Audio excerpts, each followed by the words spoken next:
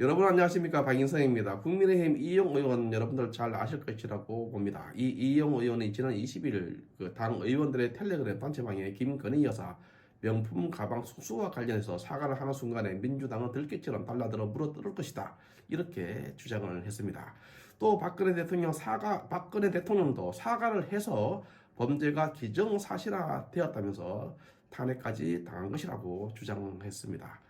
그러면서 침묵도 사과의 한 방법이라면서 사과하지 말 것을 주장을 했습니다. 이용 의원은 친윤 핵심 인물로 알려지고 있습니다. 지난 대선 당시에 윤석열 대통령 수행팀장을 맡았습니다. 이용 의원은 윤석열 대통령의 진위를 당에 전달하는 메신저 역할을 한 인물로 알려지고 있습니다. 윤 대통령의 복심으로 통하는 이 의원이 그동안 윤 대통령의 의중을 당에 전달하는 역할을 해왔다는 점에서 그 텔레그램 메시지가 주는 의미가 적지 않다, 이렇게 생각이 됩니다. 21일 머니투데이 더 3대의 취지를 종합해 보면은 이용 의원은 이날 오후 국민의힘 의원 단체 대화방에 온라인 기사를 링크해서 올렸는데, 그 내용은 윤석열 대통령이 최근 한동훈 위원장의 김경률 비상대책위원 공천 관련 논란에 대해서 실망해서 한동훈 위원장에 대한 지지를 철회했다, 거둬들였다는 내용의 글을 올렸습니다. 너무나 충격적입니다. 이것이 바로 뭐냐면 민주당과 종북 좌파들이 원하는 그림입니다. 계속 김건희 여사를 물어 뜯으면서 이관계를 쓴 것입니다. 분열을 시키는 거죠. 여기에 지금 그 이름이 거론되는 사람이 바로 김경률 비대위원입니다. 김경률 비대위원이 김건희 여사 사과를 해야 된다면서 계속 목소리를 높여왔습니다. 여기에 대해서 한동훈 위원장이 엉거주춤 분명한 입장을 취하지 못했습니다. 때에 맞추어 지금 그 한동훈 위원장과 윤석열 대통령이 마치 분열되는 듯한 그런 기사가 지금 나오고 있는 것입니다. 너무나 심각합니다, 지금. 자, 그래서 앞서서 이제 아까 제가 말씀드렸지만 김경률 비상대책위원장이 김건희 여사 6월 명품백 수수와 관련해서 사과를 요구했었습니다. 친윤 핵심이라는 이용 의원 말처럼, 그리고 제가 21일자 박인성TV 제 방송입니다. 제 박인성TV 21일자 방송 촛불 좌파들의 이관계, 한동훈 윤석열의 갈등설, 서울의 소리, 백은종은 웃고 있다라는 방송에서 윤석열 대통령과 김건희 여사 사과하는 순간 박근혜 대통령과 같은 길을 가게 될 것이라고 방송을 제가 한 적이 있습니다. 이용 의원은 당이 혼란을 겪을 때마다 의원총회에서 발언자로 나서서 미리 준비해온 원고를 꺼내서 읽는 방식으로 대통령실에 기류를 알린 인물입니다. 그래서 그 정확도가 있다, 이렇게 지금 판단이 됩니다. 따라서 이번 한동훈 위원장의 김경률 비상대책위원 공천 관련 논란에 실망해서 한동훈 위원장에 대한 지지를 거두어들였다는 텔레그램 메시지를 우리는 심각하게 지금 생각해야 됩니다. 누구보다 이런 기사가 나오기를 기다린 세력은 아까 제가 말씀드린 것처럼 민주당과 종북 주사파 운동권 세력일 것입니다. 약한 여성을 상대로 함정을 파서 몰카를 찍고 세상에 공개한다고 협박한 다음, 또는 공개해서 협박을 한 다음에 원하는 것을 괄취하는 이 양아치들이나 할 만한 짓을 저들은 했습니다. 그리고 이것을 통해서 대통령실을 우롱하고 있습니다. 그뿐만 아닙니다. 대통령실과 국민의힘을 지금 분열시키고 있는 것입니다. 또 국민들로 하여금 대통령실에 대해서, 국민의힘에 대해서 실망하게끔 그렇게 지금 그림을 그려나가고 있는 것입니다. 자, 여기에서 국민의힘 한동훈 비상대책위원장이 흔들리고 있는 것입니다. 김경률 비대위원의 김건희 여사 사과 발언 관련 때문입니다. 박근혜 대통령 사례에서 알 수 있듯이 사과하는 순간의 잘못은 범죄는 기정사실화됩니다. 지난 촛불 좌파들의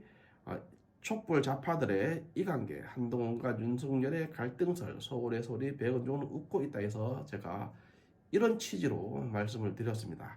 이용 의원도 같은 맥락으로 말한 것으로 알고 있습니다. 개떼처럼 달라들어서 윤석열 정부를 물어 뜯을 것이고 4월 10일 선거에서 이용할 것입니다. 그리고 다수를 차지하는 민주당은 윤석열 대통령 탄핵에 나설 것입니다. 박근혜 시즌2 윤석열 탄핵이 바로 그것입니다.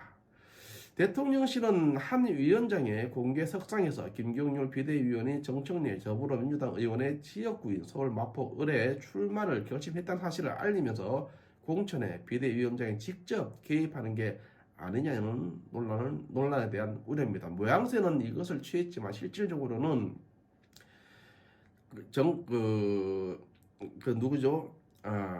김경률 의원의 김건희 여사 사과 발언, 이것이 저는 더 큰 문제로 작용을 했다, 이렇게 봅니다.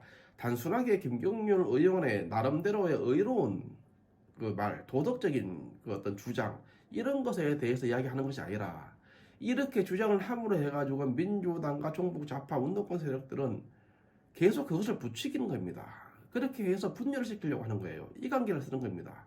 정부와 국민을 이간질시키고, 그리고 대통령실과 국민의힘을 이간질시켜서 분열을 시키려고 하는 것입니다.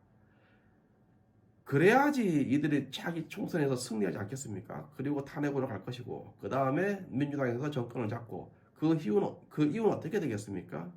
연방제로 가는 겁니다. 그것을 지금 노리고 있는 거라고 저는 보여집니다. 여러분들 생각은 어떤지 모르겠습니다. 하여튼 지금 대통령실에서는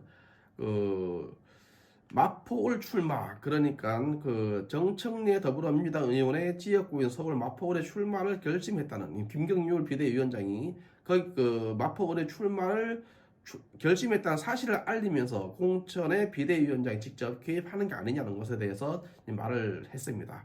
이것이 바로 구태 정치라는 것입니다.